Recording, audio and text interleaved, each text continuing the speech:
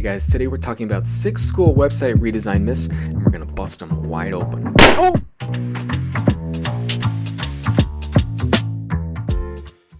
So, redesigning your school website, it's not necessarily an easy feat, right? There are budgetary considerations, there's a lot of collaboration that goes on, you need a good amount of planning, and it's a big decision, right? There can be a lot of push and pull about how to do it, design processes, timelines. So we want to spread some truth and shine some light on these myths because they're called myths for a reason. Here's some of the most common redesign myths that we see floating around out there. Myth number 1. A school website redesign is too expensive for what it's worth. Expensive is subjective, yeah.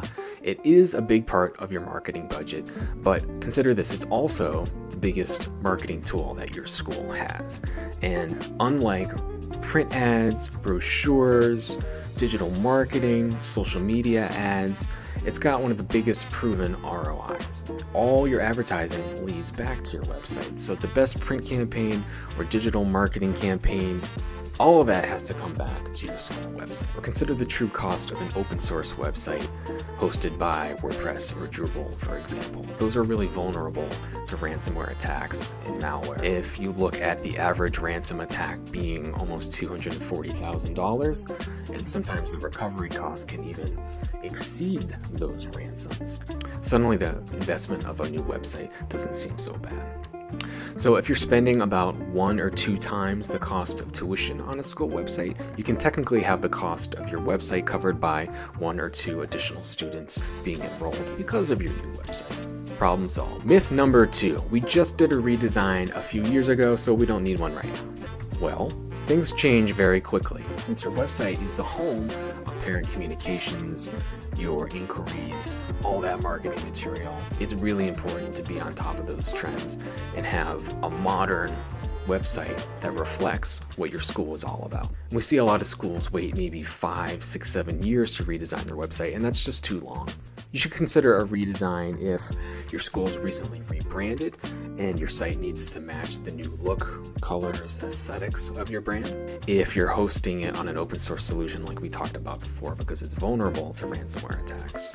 If you're finding that your website isn't meeting accessibility standards or it's just not a mobile friendly design. If you think that managing your website's too difficult. If updating your website is just taking too much time or it's too confusing, it's not user friendly, you should think about a redesign.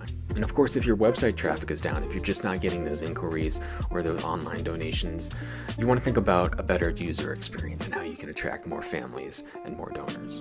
Myth number 3, my school website is going to be cookie cutter. Well, as part of the redesign process, a lot of clients say, I love this school website, make it look exactly like this one, even though that doesn't fit their mission, their brand. We'll start to see all these different websites looking really similar. Some of those creative, award-winning websites we see really tap into a designer's creativity and allow them to think of something really outside the box that represents their school so well. And a content management system that gives you that flexibility, that allows for that creativity, can really help make those interior pages come to life and make your homepage really stand out. Myth number 4, learning new software is going to be too difficult. Well, everything that's new has a learning curve, that's true. But really what you want to look for in a website redesign is a CMS that is going to be very user friendly, that can provide you training, that has the support that you need. So not only can you advance your training, but as new users come on, they can also receive all the training that they'll need to get up and running. You're going to want something that's very drag and drop friendly. You're going to want something that gives you a preview of how it'll look live. You're going to want something that'll let you preview it on different devices, like a desktop, like a tablet, like different kinds of smartphones. You're going to want something that gives you that responsive design so it looks great no matter if it's on a desktop or a smartphone or even a tablet. Myth number 5, a new website's going to confuse my users. Well, think about your current website and if you're confusing users with an overly complicated navigation or a design that's not intuitive. So use a redesign as an opportunity to create a more intuitive navigation, a better user experience so you won't have that confusion within your community. Change is a good thing. Change is an opportunity to improve things. So listen to the feedback that you're getting from your community. If things are hard to find, if parents keep going back to the same resources and same areas on your website, then those are going to be the priority and areas you want to focus on with your redesign. Myth number 6, we need to launch this summer. Well, launching your school's website over the summer may seem like a good idea, but consider when you're getting the bulk of your traffic. That might be at the end of the summer when new families and returning families are on your site looking for that back to school content. So without some planning in advance, the summer may not be the best time to launch a website. If you've got new families looking for back to school material, if you've got returning families trying to look up information, and everything is new, you might create some confusion there. So you want to plan your website launch when the traffic isn't so high. You could do a soft launch and get that feedback and see if there's any major changes you need to make before that wave of traffic comes to your website. So a website redesign is never going to be as stressful or expensive as you think. There's always a timeline and a budget to work with what you have.